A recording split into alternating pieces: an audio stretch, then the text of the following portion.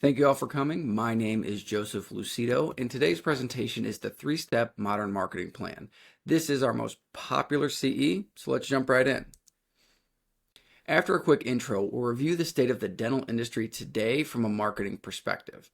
Then we'll go ahead and present the newest version of the three-step modern marketing plan. And of the utmost importance, we'll walk you through how to select a marketing partner. This will also help you get the most out of your current marketing company. Then with any remaining time, we'll go ahead and do some Q&A for any specific issues that you're having at your practice. I'm one of the partners here at Clear to Launch Dental Marketing and also an accredited CE instructor. This just means that what you're about to learn has been recognized as beneficial and useful to practices. Also, because of our track record, we've become the preferred vendor for large distributors and some nationwide groups. Personally, I've served as the CMO, the Chief Marketing Officer for different DSOs. And that just entailed overseeing marketing operations at hundreds of locations. And what that translates to is I've spent most of my career building marketing systems that can be applied to one practice or to 100 practices. And then we are stewards of tens of millions of dollars for our clients. And that's a responsibility that we take very seriously. And lastly, we're certified as a top-tier agency with Meta and Google, the two biggest marketing platforms today. All of this wasn't said to impress you. Instead, hopefully you've come to your own conclusion that I'm qualified to teach this topic. And more importantly, what you're about to learn is everything that you're going to need to know about dental marketing. Now, why are you here? For everyone attending, we understand you're in different situations. Maybe you're looking to grow your current practice or even open additional practices. Some of you want to increase your marketing IQ just so you know more about how marketing works. And in turn, that'll help you when it comes to working with a marketing company. Maybe some of you have new competition. Your practice was doing great for a long time. And now all of a sudden you actively need to reach new patients. And for marketing managers or organizational leaders, you might be looking for a framework that can be applied at scale to hundreds of practices. You're all in the right spot. This is the exact framework that we have used and continue to use with great success.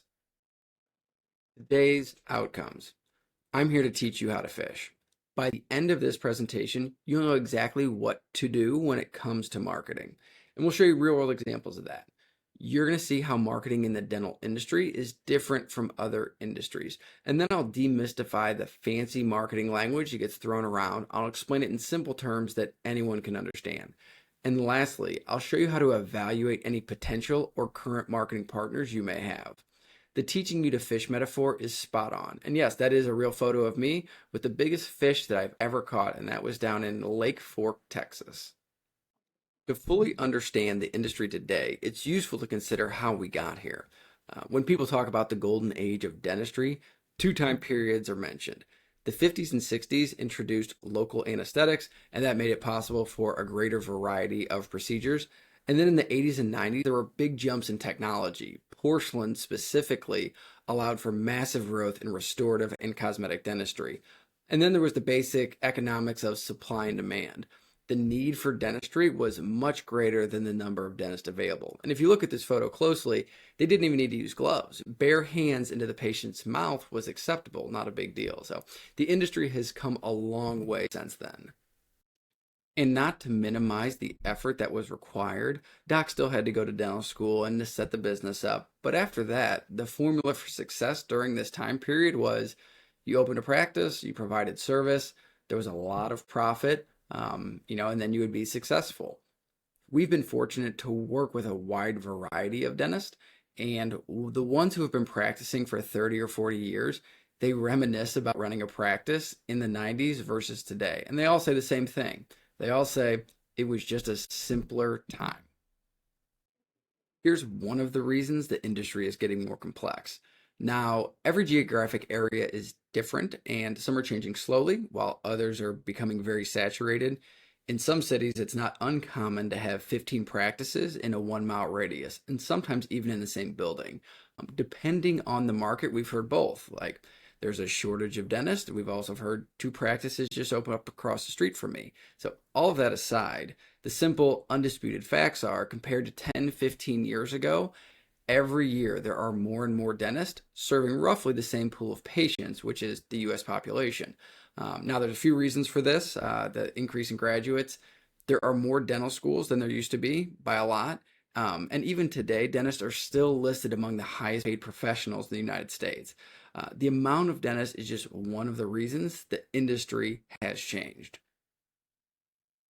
Another factor is the rising cost of becoming a dentist. As you saw from the last slide, this is not deterring people from entering dental school. So dental schools are going to keep raising their prices because they can. Today, the average graduate leaves with $296,000 in debt. So when you're in that much debt, that can have a strong influence on the decisions you make, especially when it comes to job offers. Most dentists understand the industry is changing, but most underestimate how fast it's changing. From a marketing perspective, here are the two biggest changes that we're all watching play out in real time. So, change number one is if you graduated from dental school in 2024, you've had social media since you were 10 years old. So, if I were to ask someone 10 years ago how to make a good first impression, they would say, dress nicely, speak clearly, show up on time, make eye contact. If you ask a dental graduate today the same thing, they would say, I need to change my Instagram profile picture to something more professional, maybe update my LinkedIn bio. I need to take down any crazy pictures from spring break. Now, it's subtle, but it directly translates to how websites and marketing work today. So younger associates, they're just naturally better at marketing and this digital first impression piece. Now, change two is different, but has a similar impact. One of the reasons the number of DSOs are growing so fast is because they have a larger, talent pool than ever to choose from. And as we mentioned on that last slide, the talent pool is hundreds of $1,000s in debt. So a lot of DSOs are paying very well, and that's why they're acquiring a larger percent of these new associates. Also, some DSOs have financial partners involved. These investors tend to be very sophisticated business people. So they bring seasoned hiring managers, efficient operations, robust accounting departments, and almost always like some sort of top tier marketing professionals. All of this to support these practices. So these investors and private equity companies, they support practices in the areas that they didn't really cover in dental school, and that was how to efficiently run a business. They have teams of people working on every area of the business full time. And this makes it really tough for a solo dentist to compete and to even keep up. Both new dentists and DSOs via marketing agencies are creating this new level of competition. And they have a few things in common. They're going to have a higher marketing IQ. Social media comes naturally to them. Marketing data, it's easier for them to comprehend because it's a second language that they speak. And they're also better with technology and they understand how to make a great digital first impression. And whether they realize it directly or intuitively, they know that it's not the best practice that wins, it's the best marketed practice. And that statement can be very frustrating for docs who do great dental work and they run a great practice, and yet they're still losing market share. So more than ever, marketing has to be an asset to your business. Like this is mandatory. This is no longer optional. Owning a practice isn't getting any cheaper. And I'm not saying anything that you don't already know. The increase in staff salaries, it's been drastic. Like insurance companies are reimbursing you as little as possible, just enough so you don't drop them. Supply costs keep rising, and general overhead just has a way of creeping up. And then you can add in inflation. And all of this means that your marketing must be efficient and it must be effective. So you can no longer waste money on things that aren't working. So the days of sending out mailers and hoping they work, that's over. And hope isn't a strategy. So we need to make business decisions that are backed by numbers. The most important number for any practice is lifetime patient value. And that's just how much revenue do you earn from a single patient over the course of their entire relationship with your practice. And we encourage every doc to work with your accountant or whoever's in charge of the patient data to know this number as accurately as possible. And you should update this number probably annually. If you're looking to get started with just a ballpark, here's how to do it. You take the average billing per visit. So you want to factor in larger procedures, that might be a few thousand. Also factor in cleanings, that might be a few hundred. We're just looking for an average. And this also includes what you bill to insurance. Next, you calculate the average number of visits per year. Some practices it's more frequent, some practices it's only once a year. And then lastly, how long do you typically retain patients? So some practices are great at this and they retain patients for 10, 20 plus years. Some practices, it's in the front door, out the back door. Here again, we're just looking for an average. So with the numbers above, the average patient is worth $6,500. Now, if you Google this, most sources will tell you that the national average falls between 5 and 8,000. The size of the number is not important. Some practices, it's going to be more. Some practices, it's going to be less. Accuracy is what we're looking for your practice. So why is this number so important? You can run every financial decision through this to see if it makes sense. And this will also help you identify your ideal patient. And then for cash flow, it's very important for planning. From a marketing perspective, it is required to calculate ROI. So it is literally impossible to calculate the ROI without knowing your lifetime patient value. When it comes to ROI and lifetime patient value, this is why it's so important to know the numbers. With the average patient value being worth $6,500, let's look at what happens if you lose just 2 patients a month to a practice who has better marketing or a better first impression. Now, 2 patients a month might not seem like a lot, but when you consider how much each patient is worth and you consider that there's more competition, all of a sudden losing 2 patients a month, that starts to put a dent in your bottom line. And if you look at your new patient numbers year over year, you can start to calculate, is it just 2 patients a month or is it more? When industries change, it's important to acknowledge the problems and the challenges. Change also brings opportunity, and that's the good news. Experts say that we are now in the experience economy. People expect a different level of service. This is good news because it also means that you can charge a premium. Studies show that the public is less price sensitive than ever. Next, when you give a great experience, that gets shared online and on social media. This compounds word of mouth and referrals that way easier than it was in the past. If someone gave you a testimonial in the past, it would only reach a handful of people, versus now, a testimonial is seen by everyone that Googles you. All of this means that practices that are willing to embrace change and adapt, they're going to thrive. When it comes to marketing, there's actually a ton of good news. Today, reaching potential patients is very cost effective compared to previous methods. Also, you no longer have to guess if your marketing's working. The data from websites and marketing campaigns, they're going to tell you exactly what's working and what's not. It's also very efficient. You can target a very specific type of patient. You no longer have to market to everyone in an effort to reach your ideal patient. Also, if you're not seeing the results you want, adjustments can happen in days or weeks, unlike in the past when changes took place over months or quarters. Marketing is now interactive. Patients can directly reach out to you easily and engage with you on social media, or they can find information about you 24/7 on your website. From this perspective, with the right attitude and information, marketing for your practice is much easier and will result in a much more predictable, smoother ride. Here is the 3-step modern marketing plan. If you follow these steps, you will win. Working with every practice type that you can imagine from across the nation, this has worked 100% of the time. And most of the time, practices just needed to do steps 1 and 2 to get the outcome that they want. So this is a living, breathing system that we update perpetually as marketing methods evolve. So in all of our experience, there was one pattern that showed up over and over again that led to success. And you can probably guess because it's highlighted in green, following the exact sequence was the single most important factor for success, and it wasn't even close. So doing things out of order was not only illogical, in some situations, it is actually doing more harm than good. Let me show you why. Everyone can understand this example. The correct order is step 1, you numb the patient, then you extract the tooth.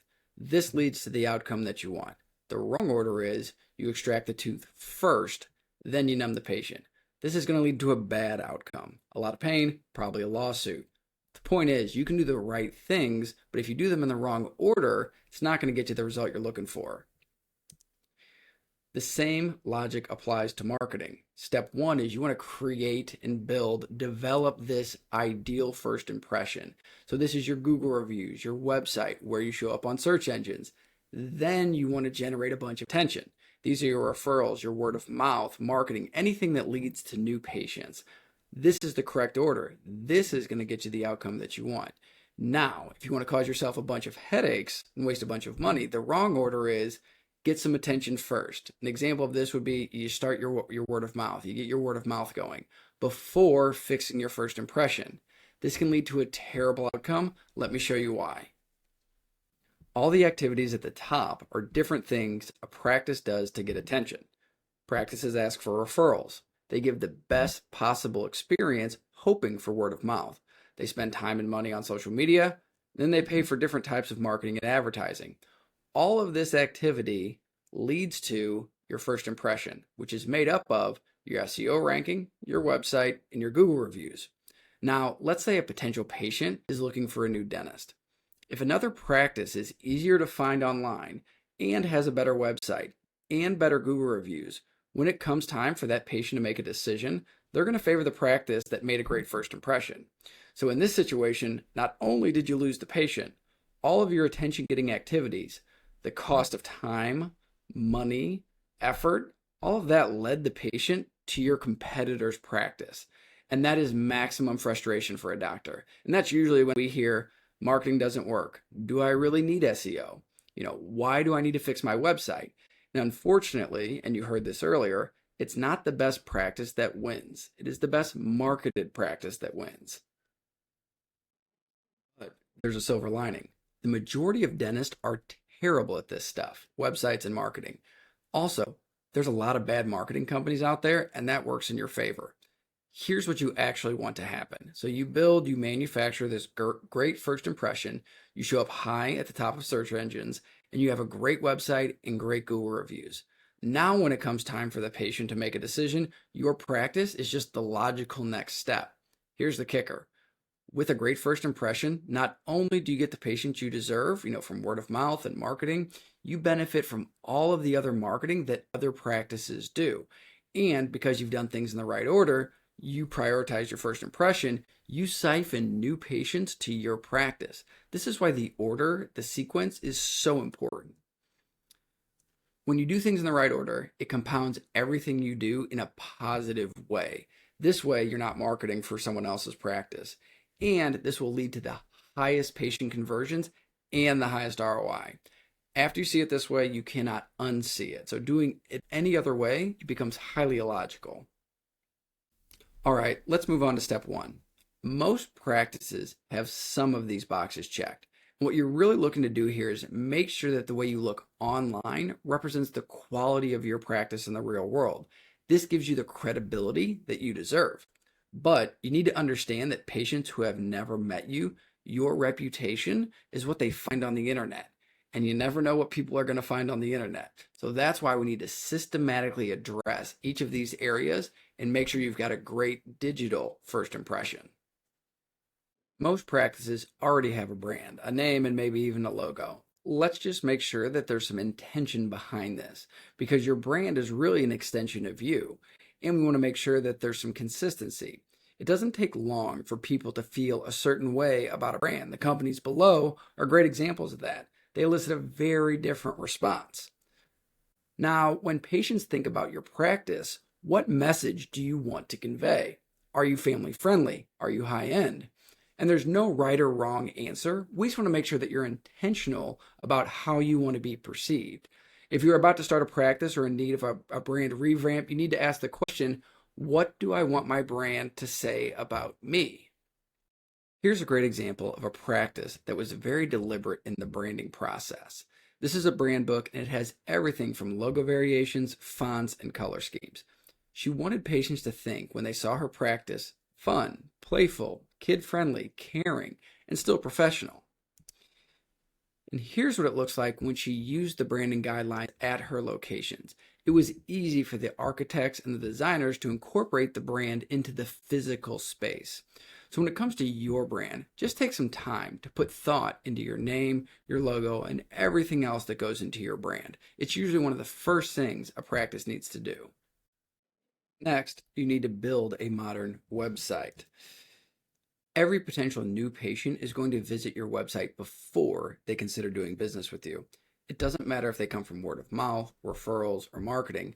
No one is just going to show up to your practice and ask for an appointment. We also know from looking at thousands of website analytics, roughly 70% of all of your website traffic is from new patients. And this makes sense. Once someone is a patient of yours, they don't really need to go to your website again.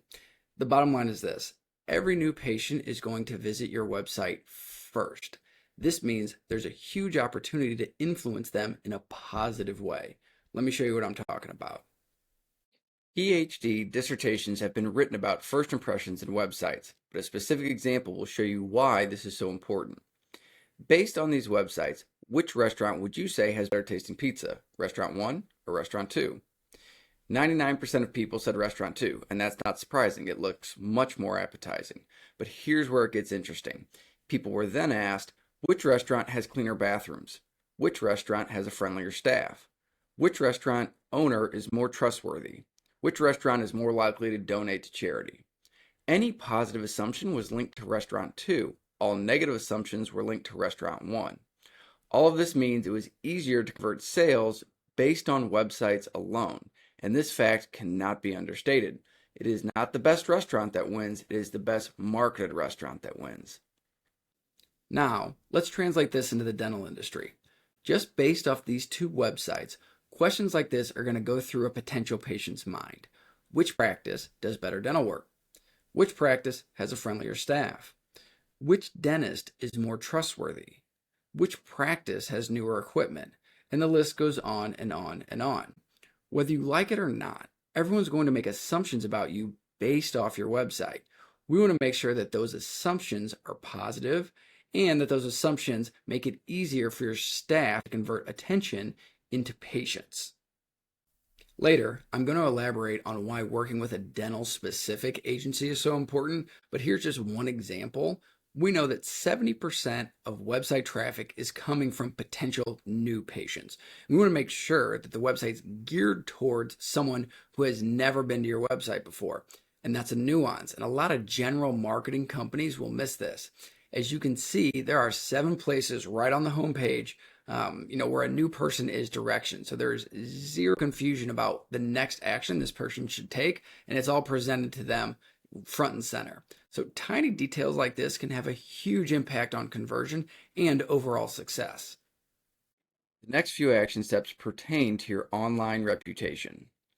Now, if your website is the last stop for patients before filling out a contact form or calling you, these other places you're found online are the steps leading up to that. And there are a lot of places a potential patient is going to find you online. And at the bare minimum, you just need to make sure this information is correct, especially on these websites, starting with Google, social media, Yelp, and so on. This is the information we're talking about, and it's all basic stuff. But you'd be surprised how many practices haven't checked or updated this. The key to doing this the right way is all the information must be exactly the same each time. Everything from practice name, address, hours of operation, and services you offer. They need to be the exact same. And here's why. When you do not put the information in the exact same way on different websites, you get what is called a NAP error, and that stands for name, address, and phone number, and that's just one type of error. When your information is not the exact same way every time, you get penalized by search engine algorithms, and this hurts your SEO, resulting in you showing up lower in search engine results. So these details may seem ticky-tacky, but at the end of the day, it's very important. Here's another reason why you or an agency needs to stay on top of this. Problem number 1, unless you started your practice from scratch, most likely you purchased it from another doc, who very likely purchased it from another doc. This just means that the name and phone number might have changed multiple times, and that information is still out there. And that's problem number 1. Problem number 2 is with tracking numbers. If a current or past company used tracking numbers, you could have up to 10 or 20 dead-end phone numbers out there. When a patient calls, the recording says, this number is no longer in service. The patient doesn't know. They just assume that you're out of business. Back in the day, one of the only ways to test marketing campaigns was with tracking numbers. Today, we have much more accurate ways to track campaigns that don't hurt your SEO. One of the things that goes into your online reputation is your Google business profile. If a patient is looking for a new dentist and these two practices come up, which one do you think they're going to choose? And it's a rhetorical question because the practice on the right is going to win 99% of the patients. One of the biggest mental shortcuts people make today is using the 5-star ranking system. So just think about Amazon product rankings. This has a huge impact on what someone is primed to think. So When you have 1,000 five-star reviews, right away, you know this practice provides high quality service. And this alone buys you so much goodwill. It's something every practice needs to have a system for. Get Google reviews, you have a lot of options. Most practice management softwares have review automation, and you just have to set that up. You can reach out to past and current clients through your email list. You can create signs and business cards, and you can, just asking for a review. And one of the simplest ways to get reviews is just to put a link on your website. Now, this is a Google review system that we created for practices. It's 100% free. You can find it on our website. This has worked at every single practice where it's been implemented. So here's the overview. Decide on the number of reviews you're looking for, and the best way to do this is to work backwards from the number of new patients you see on a weekly basis. Next, you want to set a specific time frame. A month or two is the ideal time frame. This keeps the staff engaged. Step 3 is optional. This would be to give something away to patients as an incentive for leaving a review. We've seen everything from back to school baskets, gift cards, and even a Blackstone grill. So then you're going to need a QR code flyer to put on the front desk.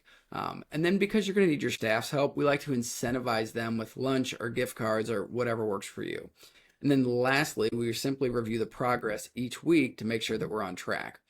And what we figured out after years of doing this was timing is everything.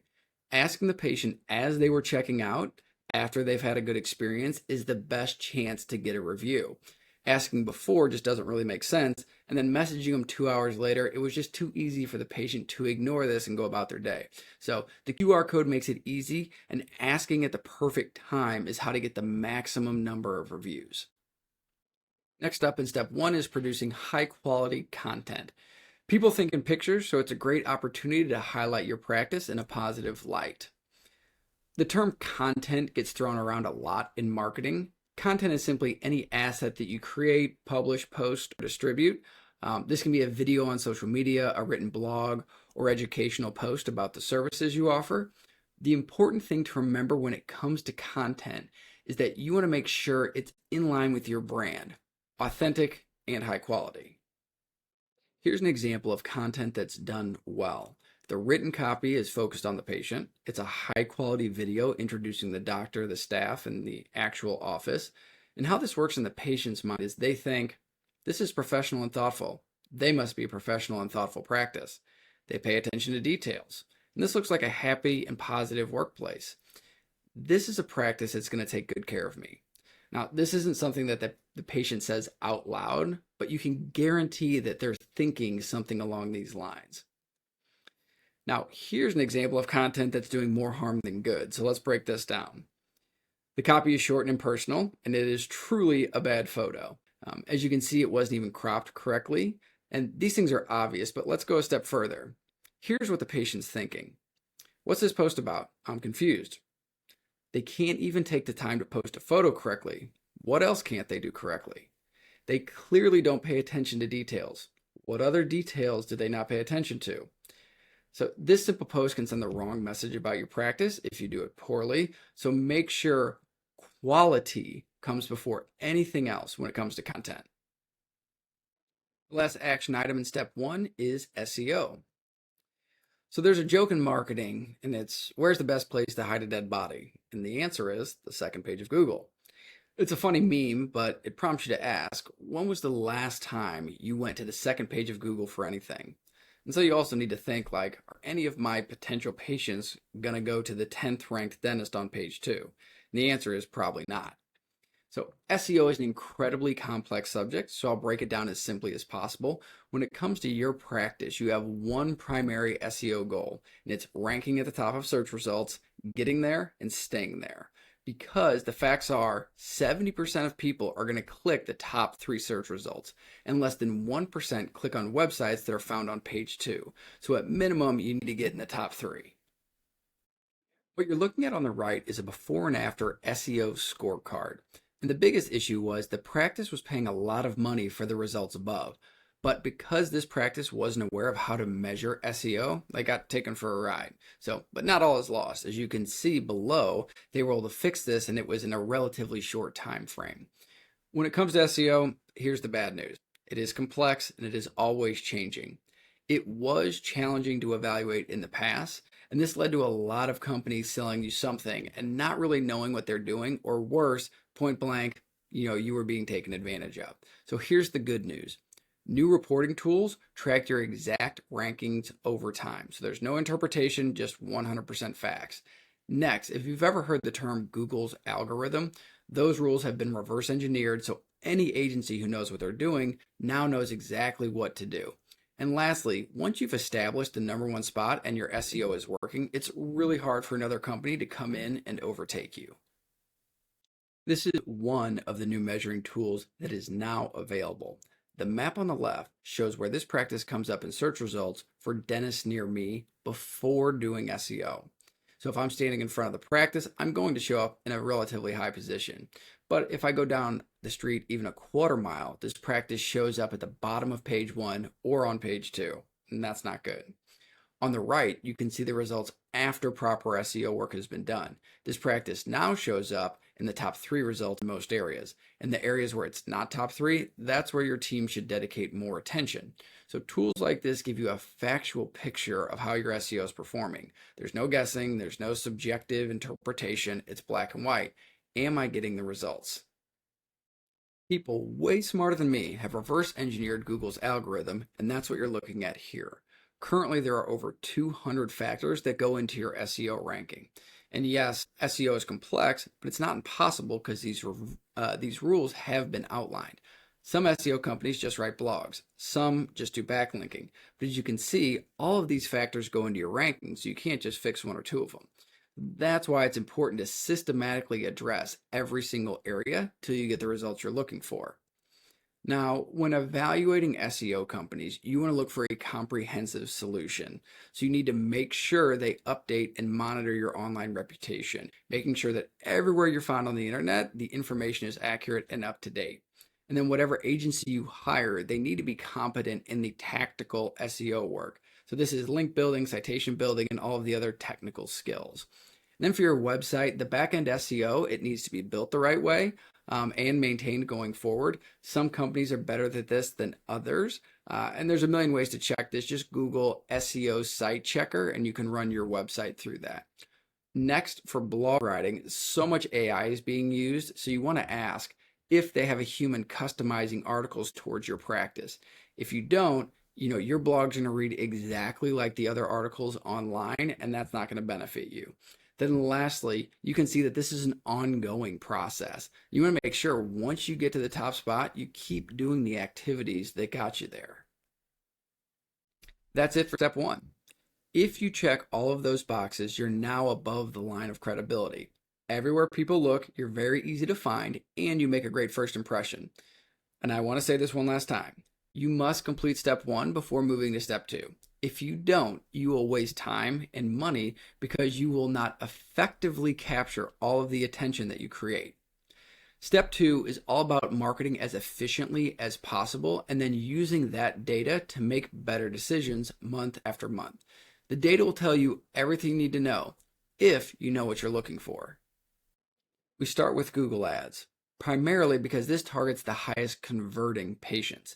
These are patients searching for best dentist near me, and no one's Googling that unless they are ready to go to the dentist. Also, Google Ads are immediate, so you show up at the top of search results right away. And another huge benefit is you are only charged if someone clicks on the ad and actually visits your website. So lastly, on top of getting in front of a highly engaged lead, you get a mountain of data that's useful in all of your other marketing. Here's an overview of how Google Ads work. A patient searches for best dental implants near me, then Google acts as an auctioneer for this search term. Some doctors know how valuable implant patients are, so they're happy to pay to get the first opportunity at converting this lead. And it works like this for any keyword or search term. Fun fact, this is how Google makes the majority of its revenue. And it works particularly well in service industries like dentistry. Now, here's another example, but this time the potential patient is searching for a dentist that is fee-for-service. Now, fee-for-service is common language in the dental industry, but the average patient is not going to search Google for that. What they're going to search for is something like no insurance dentist or out-of-pocket dental practice. And patient language, those insights are invaluable, and that's what we're going to look at next. This is an example of a real search term report. So this is something that you should review monthly with your marketing team because this allows you to see in real time what people are searching for in a dentist. This specific report is for a dental implant campaign. As you can see, highlighted in green, a large amount of search results are related to the price of implants in this area. This is a valuable insight. This tells us we need to create a web page that answers questions about the range of prices for implants. So we don't actually need to list the prices, but we do need to educate the patient because this is going to lead to higher conversions.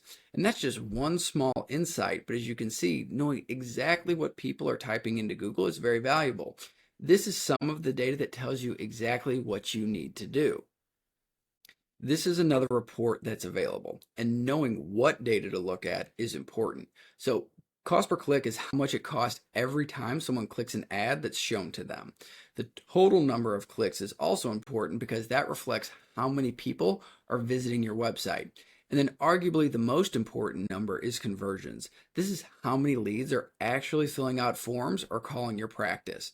You also want to watch the budget and the click-through rate. So all of this data combined is going to paint you a very clear picture of a campaign's effectiveness. And when you know your lifetime patient value, it becomes very easy to calculate ROI. If you're spending $3,000 a month on marketing and it's generating $15,000 in production, it's very easy to continue forward. And lastly, here's another useful bit of information, and it's what's called the impression share. And what this is, it's information about what your competition is doing. So you can see what services they're marketing for and calculate how much they're spending to get each one of those patients. So Google Ads provides you with highly engaged patients, and it provides you with the data to confirm that your marketing's working. Next up are social media ads. This again has proven to provide a great amount of data for your practice while converting leads into new patients. And first, we need to explain the difference between organic content and paid content. Organic content is something that someone from your office posts. So this could be a photo, a video, or a testimonial. And this helps with authenticity, which is often lost if an agency does it. So now this type of content reaches the people that already follow you. So it should be fun and entertaining. You're not selling or promoting any services here. So your goal is to be top of mind to your audience. Now, paid social media is very different. The audience we are targeting are new patients. So these are people that do not follow you and currently do not know about you. Also, these ads contain some sort of call to action for people to learn more about your practice. Paid social media ads are almost always outsourced because it requires someone with very technical skills to execute the targeting properly. And really that just helps you avoid wasting a lot of money.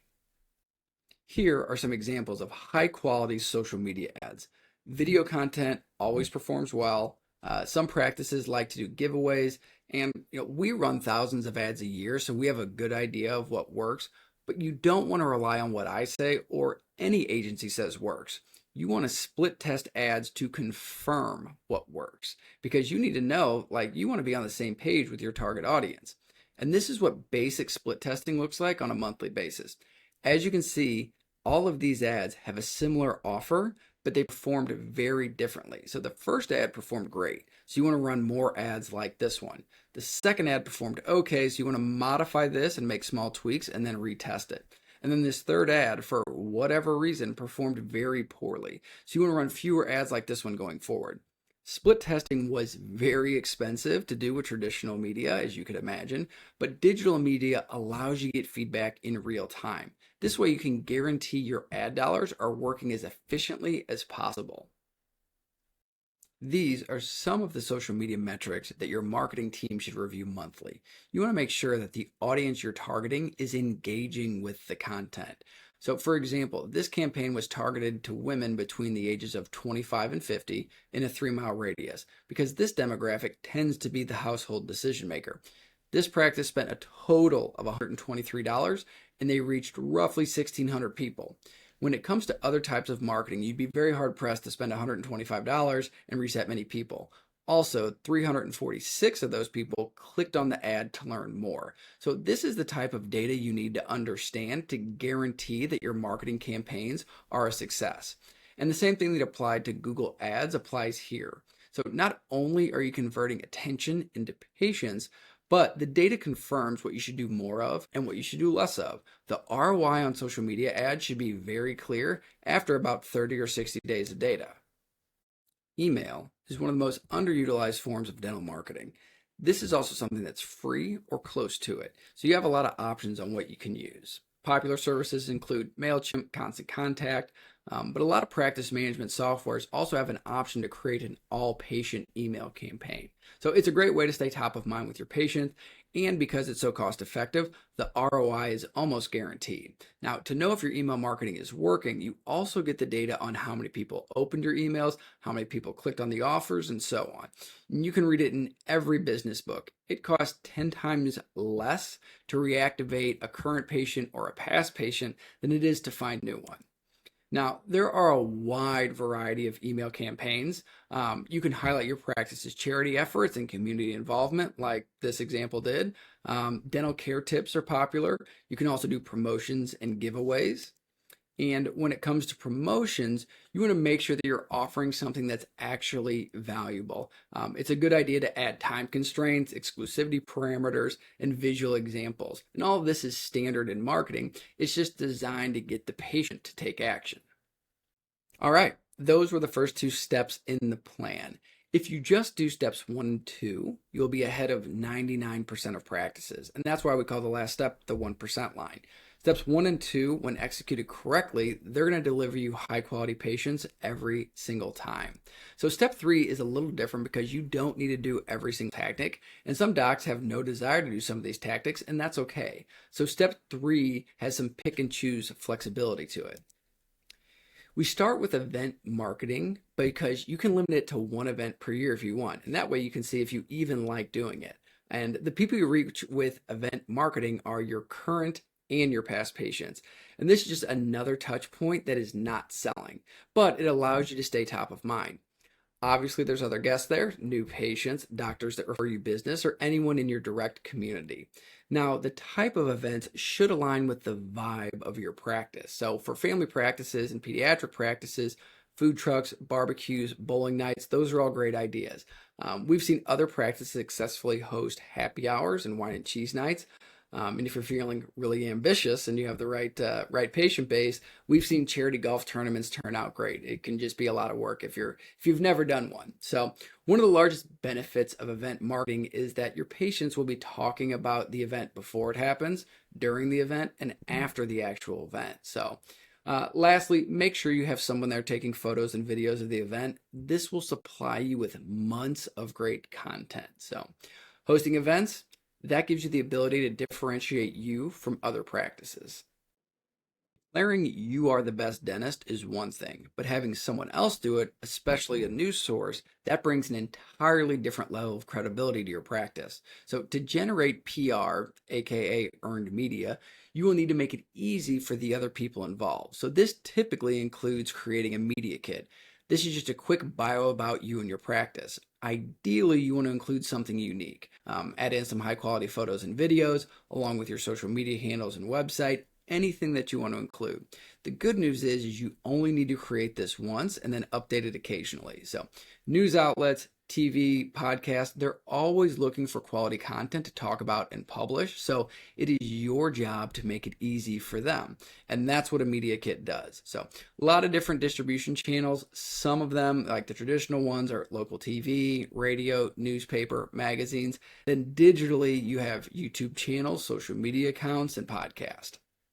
So traditional PR is completely free to you, but there's another type of PR that some docs are more familiar with. These are called advertorials.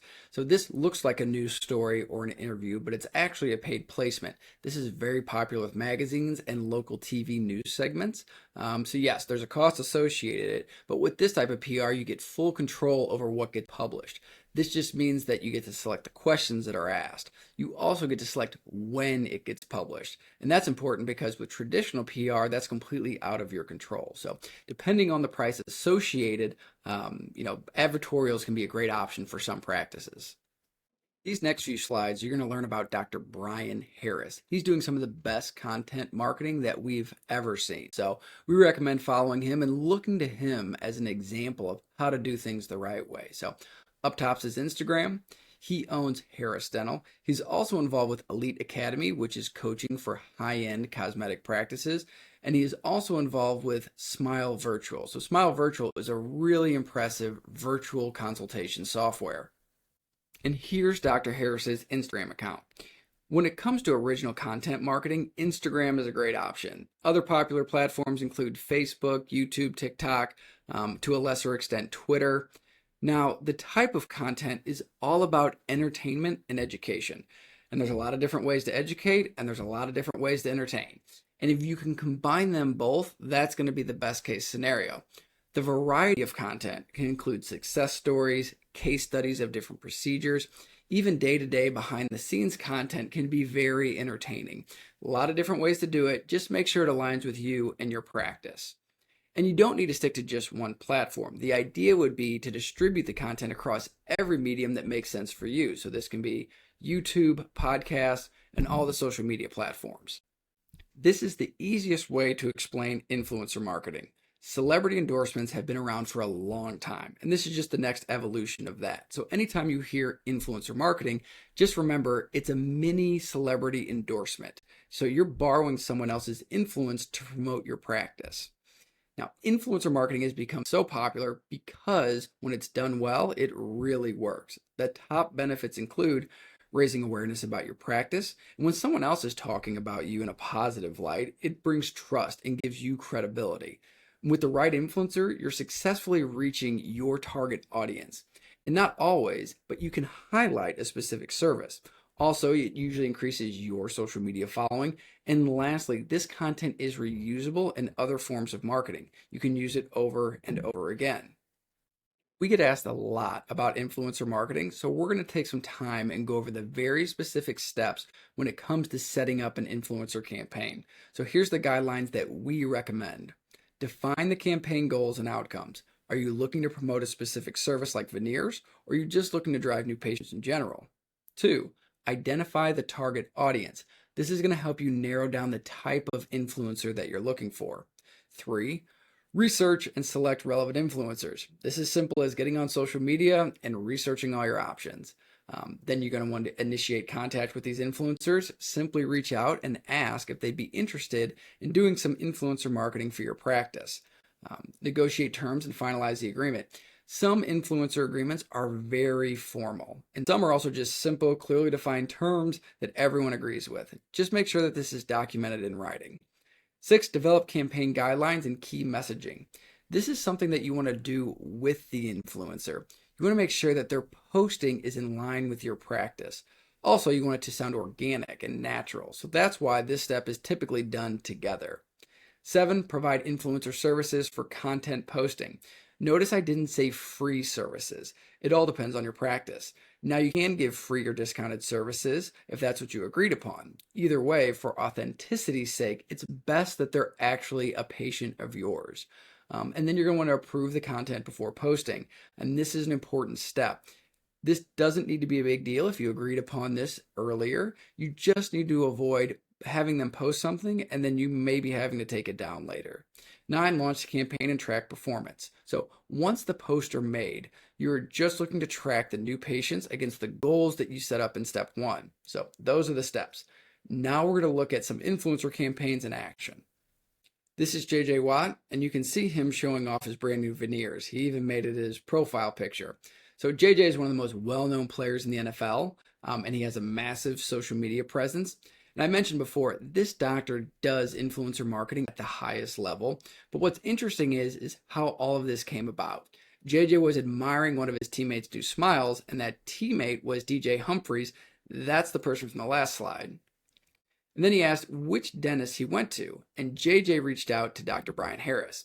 Now it's logical. Professional athletes hang out with other professional athletes. Influencers tend to know other influencers as well. This is just a secondary benefit of influencer marketing.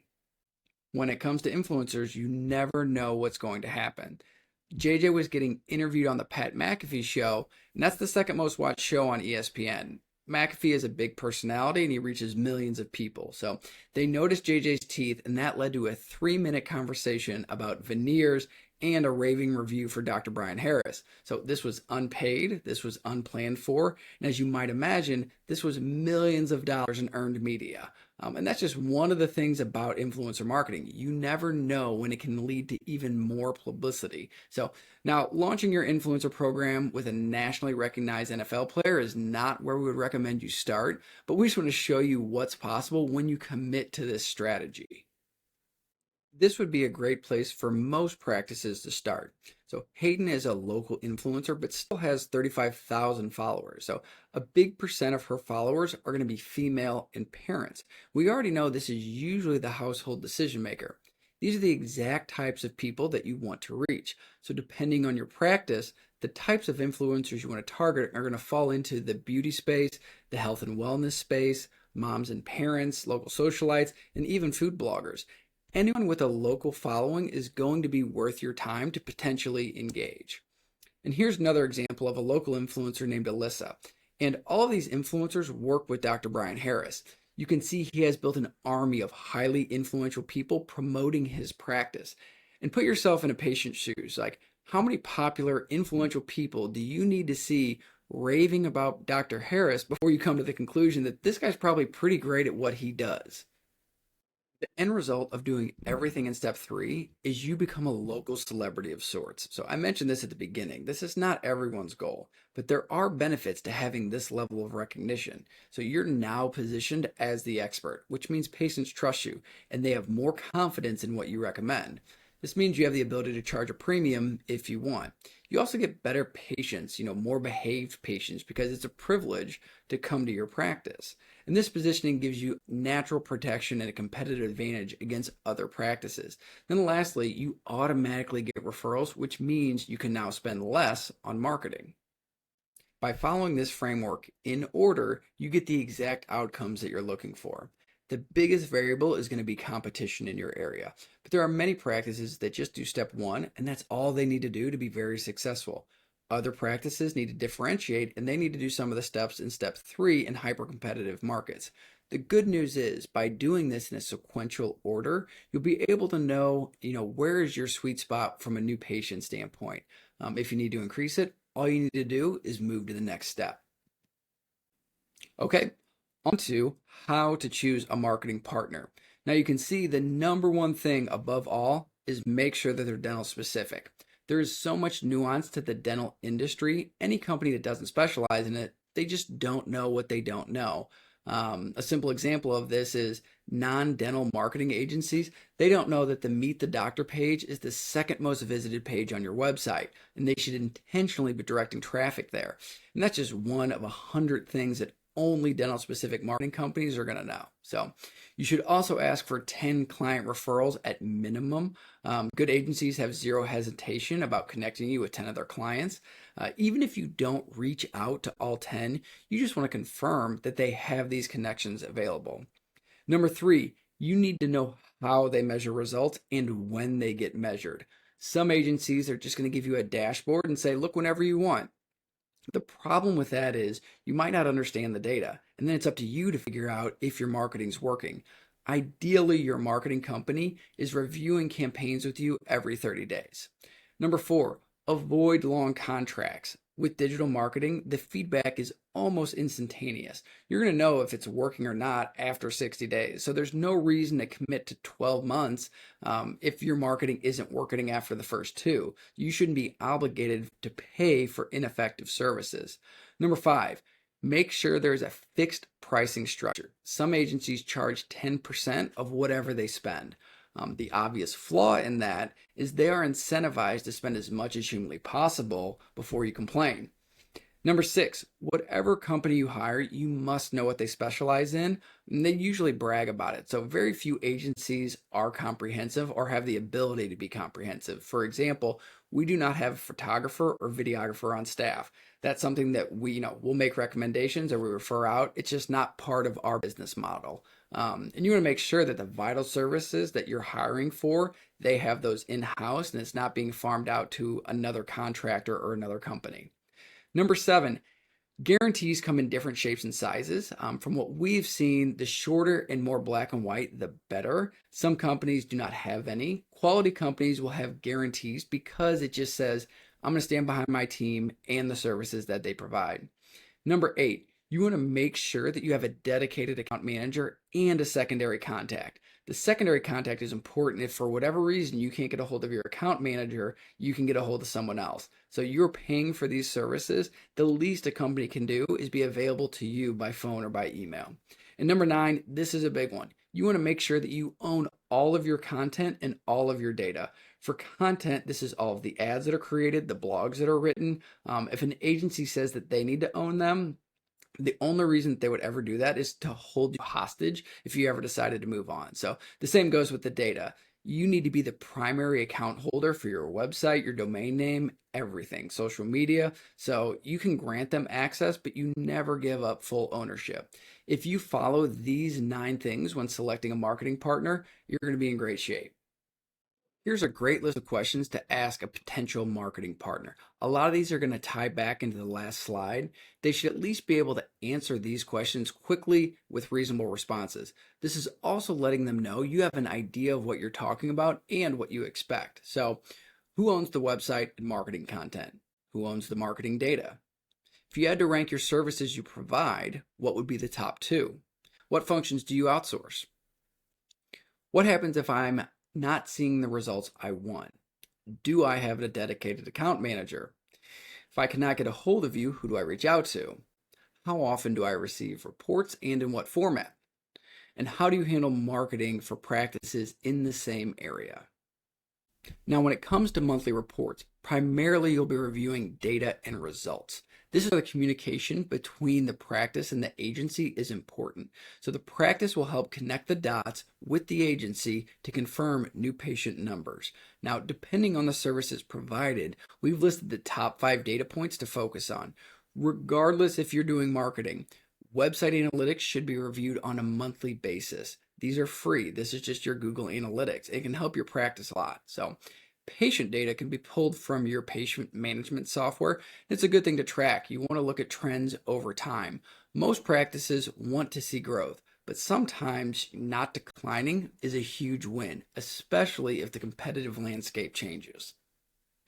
Sometimes when selecting a marketing company, it's easier to know what to avoid. If a company creates a landing page and it's not part of your website, that should be a red flag. This is good for them because they own it and bad for you. Vanity data, that refers to metrics that may look impressive on the surface, but they don't really contribute to the growth of your practice. So this would be the number of likes you get on a post or the number of social media followers. Like, these metrics have some relevance, but they shouldn't be a primary focus. Next, some companies get very liberal with the potential revenue estimation based on lead volume. And this is often the most prominent number on their reports. And it's just used to justify what they're charging you. And then lead quality is often more valuable than lead quantity. So any rational practice owner would prefer 50 high quality leads over 200 unqualified leads, who aren't even potential patients. So be sure that these are qualified leads coming in. Is it a phone call or is this web traffic? How is it getting measured? So we mentioned this before, but using tracking numbers can have a negative impact on your practice. And there are more accurate ways to track campaign success nowadays, so avoid companies that insist that you do that. And then lastly, when it comes to measuring success of a marketing campaign, make sure there's a direct correlation between marketing efforts. If you see a sudden spike in new patients, it could just be that a practice nearby closed and not marketing efforts at all. So just pay attention to what success is being claimed by the marketing company if it's not directly tied to a campaign that they just launched. Big picture, 30,000-foot view. When it comes to selecting a marketing partner, great marketing companies are going to use a version of this test, measure, and learn loop. The cycle focuses on your practice's goals, whether it's new patients or a specific type of patient, or if you're just protecting against competition.